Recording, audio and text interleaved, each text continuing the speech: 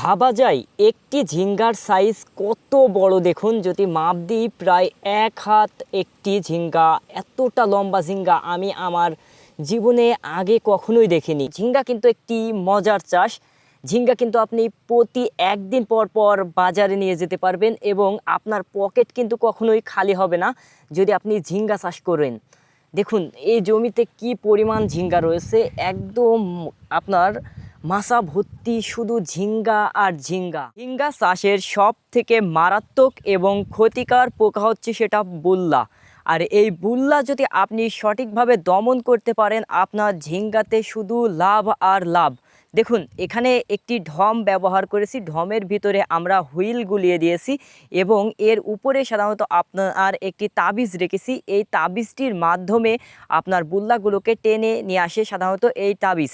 এখানে এক ধরনের বুল্লা দেখা যায়, এই বুল্লাগুলো সাধারণত মেয়ে বুল্লাগুলো সাধারণত আপনার বাসায় থাকে এবং পুরুষ বুল্লাগুলো আহরণ করতে আসে এবং আমরা দেখি ঝিঙ্গা গাছকে ফুটা করে দেয় এবং তখনই ঝিঙ্গাগুলো নষ্ট হয়ে যায় আর এতে করে কৃষকের বড় ধরনের ক্ষতি হয়। এটার ক্ষেত্রে আপনি কাঠ ব্যবহার করতে পারেন বা এরকম একটি করে মাদুলি ব্যবহার করতে পারেন। যারা ঝিঙ্গা চাষ করেন তাদের উদ্দেশ্যে বলি যে ঝিঙ্গাটা আপনারা কিভাবে চাষ করবেন। দেখুন ঝিঙ্গা চাষের জন্য আমরা বর্তমানে যে সাধারণত মাছা ব্যবহার করি। এই মাছাটা কিভাবে তৈরি করবেন, একদম যখন বয়স হবে গাছের আপনার 1 মাস তখনই এই মাছাটা করে ফেলবেন। বিশেষ করে সলুই দিয়ে চেষ্টা করবেন, বাঁশের সলুই তুলে আপনার মাছাটা করার, কেননা এতে শক্ত মাছা হয়। এবং করার পরে যখন আপনার গাছে দেখবেন যে ফুল আসছে তখন আপনারা ফুলোরা স্প্রে করবেন এবং আপনারা এই মাদুলিটি সময় মতো দিবেন। দেখুন এখানে আপনার অজস্র পরিমাণ গাছে কিন্তু আপনার ঝিঙ্গা ধরে রয়েছে।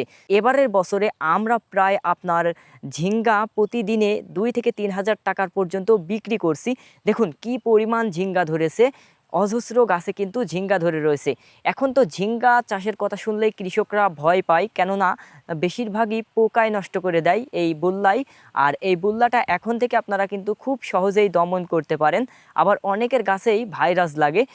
যদি আপনারা আষাঢ় এবং শ্রাবণ মাসে ফলনটা তোলার জন্য চাষ করেন, এক্ষেত্রে কিন্তু আপনার ভাইরাস লাগার সম্ভাবনা খুবই কম পরিমাণ থাকে। আলহামদুলিল্লাহ এবারের বছরে আমাদের ঝিঙ্গা থেকে আমরা ভালো ফলন পাচ্ছি এবং খুব ভালো এবার ঝিঙ্গাগুলো ধরেছে, অনেক লম্বা ঝিঙ্গা ধরেছে। তো আলহামদুলিল্লাহ আপনাদের সাথে শেয়ার করলাম এবং আমরা দেখাবো কি কি ঔষধ প্রয়োগ করি। এবার আমাদের ঝিঙ্গা আছে মোট আপনার 1.5 বিঘা এবং 1.5 বিঘা ঝিঙ্গাতে কত টাকা আমরা পেলাম সেটাও দেখাবো এবং প্রতিদিনে আমরা কত কেজি করে তুলি সেটাও আপনাদেরকে দেখাবো ইনশাল্লাহ। তো সকলে আমাদের জন্য দোয়া করবেন। আসসালামু আলাইকুম, আল্লাহ হাফেজ।